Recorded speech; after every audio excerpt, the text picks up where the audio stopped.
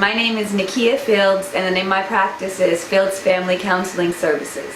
I was born in Fontana, California, and I was raised in and around the Inland Empire, the IE. My mom was an apartment manager, so we would often move because different apartments would change ownership. So I lived in multiple cities: Rialto, Fontana, San Bernardino. I ended up in high school in Fontana though, middle school and high school in Fontana, so that's what I claim the faux high. Honestly, when I was in high school, I was the editor of the newspaper, so I was on this like, I'm going to go out and be a journalist deal. But I didn't know how I was going to do that because nobody in my family had gone to college and had no idea how that would happen.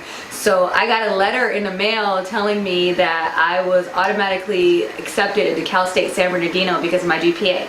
And no college counselor, nobody told me anything about where I can go after being in high school, which is weird because I was getting good grades and I was a cheerleader and on the newspaper, and I was clearly an active person in the school community, but for no one to have asked me, are you going to college or how are you going to get there, it's kind of, in hindsight, I'm like, what? So I got this letter in the mail, God was telling me, you going to college, girl, and I went to Cal State San Bernardino for 2 years, and after 2 years I realized they didn't really have a journalism program or anything with media and communications that I was interested in, so I transferred to USC. And so my last 2 years of undergrad were at USC. Then I graduated from USC and worked in communication, actually special events. I threw parties and wrote proposals to get bids to run special events. And I loved that, but then 9/11 happened and you can't work in special events in Hollywood and make a lot of money. So I had the choice, what do I do? Go back and try to work another low paying special event job or go to grad school. And that's when the story about high school actually came up for me, because I was like, what do I want to do? Like, I wish someone had told me what my options were in high school, so I want to be a school counselor. I went back to grad school and got my school social work degree, and now I'm a counselor. And I work with kids in schools too, so it's kind of cool. I was a school social worker for a school district, and while I was working in the school district, I had kids who were my clients, and this was a full-time job.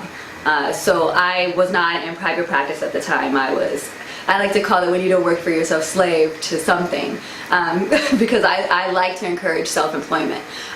So because of this experience I'm about to share. So I worked at this district and I realized one of my clients was not being treated well by his teacher. I mean, I clearly witnessed it while providing counseling to this child, trying to encourage his behavior to improve at school, directly correlated to the way he was being treated.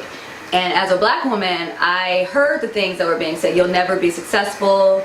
You know, all you can do is be a gang member or a football player. Like, for me to hear that to this child is very disturbing. And then other things were happening. So I reported this woman, and I got kind of blackballed for getting an advocate and stuff for my client.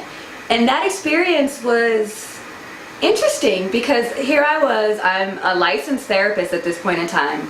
I'm the one supposed to be advocating for this client, but I work for this system that hired me to come and do this job. And while in that system, I realized I'm just there to do the work, but not do any protecting or raising any flags if I see them. And that didn't jive with me, so I quit. I mean, I let it go and decided to work for myself. You can't really just jump from an agency job to private practice. Private practice is something you build on reputation. You have to get on panels with insurances. It's hard work. It's a grind. It's running a business. It's not just working for someone, getting clients showing up at your door and you see the client, you do therapy with them, you do a note and you're done and you go home to your family. Nothing like that. It's work. It's building relationships with people who refer you. It's getting contracts and all that good stuff. So when I had that experience with my last job, I had already been a little bit of an entrepreneur on the side. I was doing adoption home studies with a contract that I had established as Fields Family Counseling Services, which is the name of my business. So my business was already in place as like my side hustle money. It was the income that I gained from for going on trips with my girls and doing whatever, clothes and shoes and all that fun stuff. And I had a dog that was really pimped out. So I had a condo. So I was doing all that single girl fun stuff with my business funds. But I think that experience shifted the way I thought about my business. It wasn't just an additional funding source. It became like you know what, you're about to make this your income, because you're not going to be exposed to children going through what they went through and not do anything about it because of who you worked for.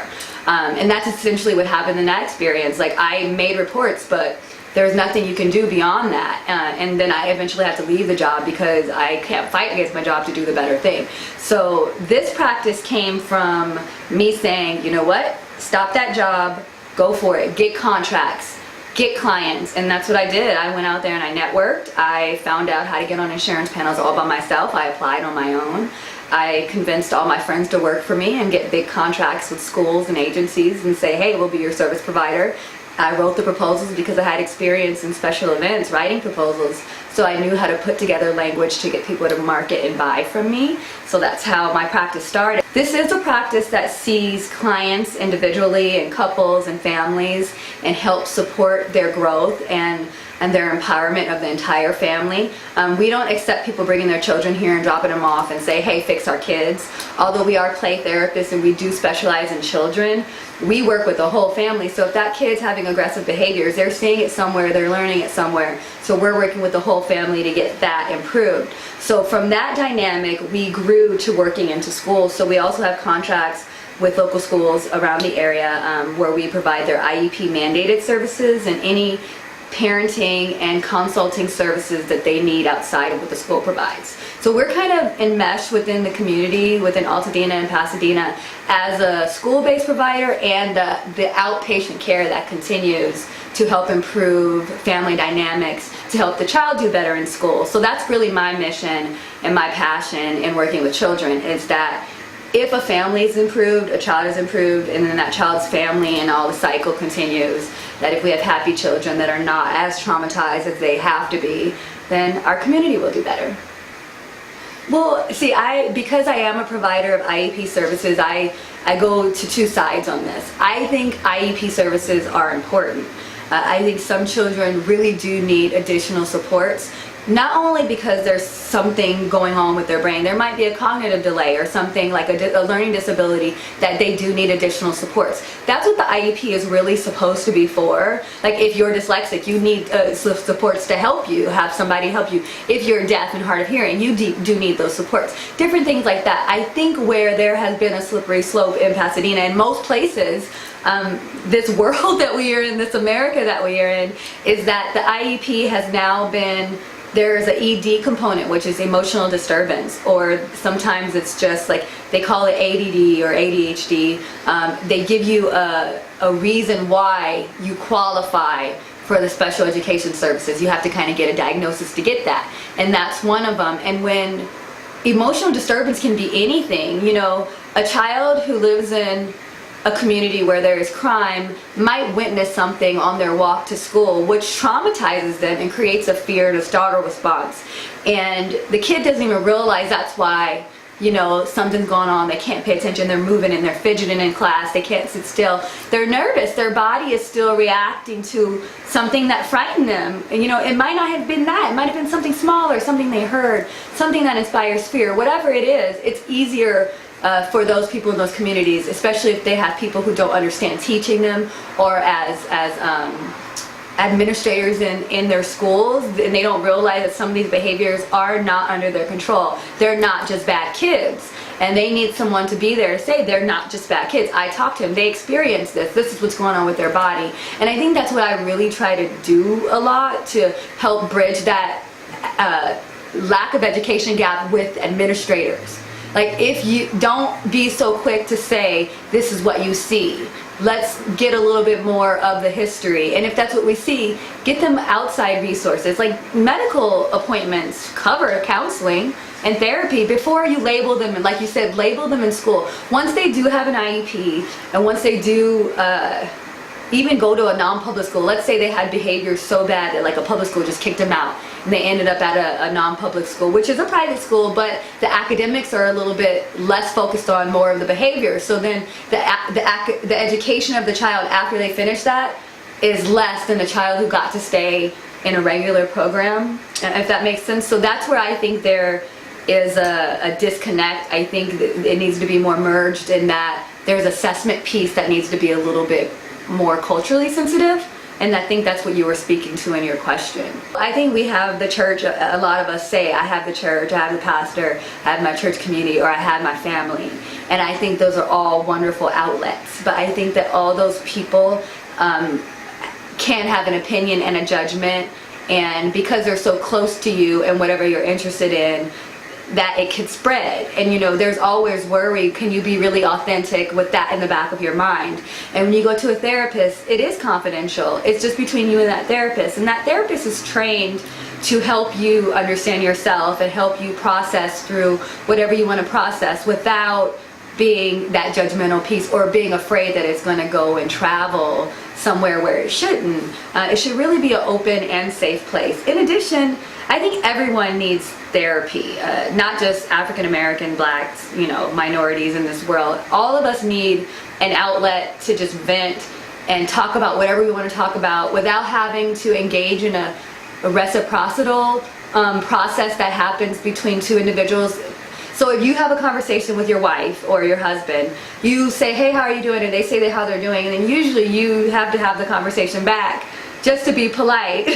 And that's wonderful. You should be polite and you should be loving and you should ask how your partner's day is going. But there are times when you can't give back. And I think that we are used to a society having to give back, even if we don't mean it. And I think therapy gives the opportunity to just give it all. You don't have to take anything in all the stuff that's going on. You're taking in a lot anyway. I mean, like, we're even talking about education and the things we have to factor in as parents sending children into schools, the things we have to factor in as consumers of therapy and of school systems, like all those things we're taking in as black people. But then to take in your daily life with no real outlet and just having to hold all that in the belly, hold it in the heart. You hold your fist, you grind your teeth, you can't sleep at night, you overeat, you feel nauseous. These are things that happen when you hold in stress. And if you talk it out, that's one way to get it out. But working out, exercise, breath work, praying, all that good stuff is good. But why not have a lot of things that would work?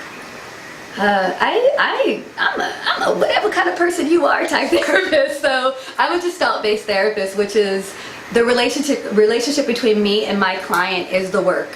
So when you come into the room, I'm focused on you. Like, I'm understanding you. I'm wanting to understand who you are, who you were, who you want to be, and then exploring what ways brings that out in you. What do you like? Who are you? Where do you want to go? Where's your path in life? I have a life coaching component to what I do, because I think that sometimes 1 hour of therapy isn't enough for a person who's stuck.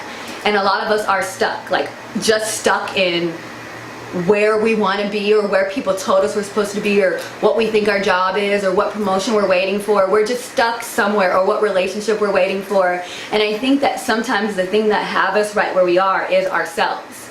And it's important for a therapist to help you identify for yourself, not us, but help you identify, well, what is it you're doing right now that you do enjoy? What is it that you don't enjoy? What are the steps to do more of what you enjoy? And I think there are no people out there really doing that for each of us individually, and that's what I do in my work. Like, I'm literally like, what are you doing today? What did you do yesterday? Are you journaling? Are you breathing? How'd you move your body? What did you eat? All that matters. If you got a headache every day and you don't feel good, you feel miserable, it's probably because you're not taking care of self, not just mental self, body self. And that's kind of where I am in my practice. I try to incorporate all of it. I do yoga groups for my clients. I do private yoga sessions in here within the therapeutic session, because I'm trying to engage something, not just, I don't want you to have to sweat with me, but if you're breathing with me, most likely you're trusting me more. And if you're trusting me more and you trust in that feeling you get after the breath work and the release of a yoga session, more likely we'll do better processing and talking about whatever happened to get you into that tight space. So that's kind of how I work. And that doesn't work with some people. For some people, I'm a little bit too out there, but for some people, they love it.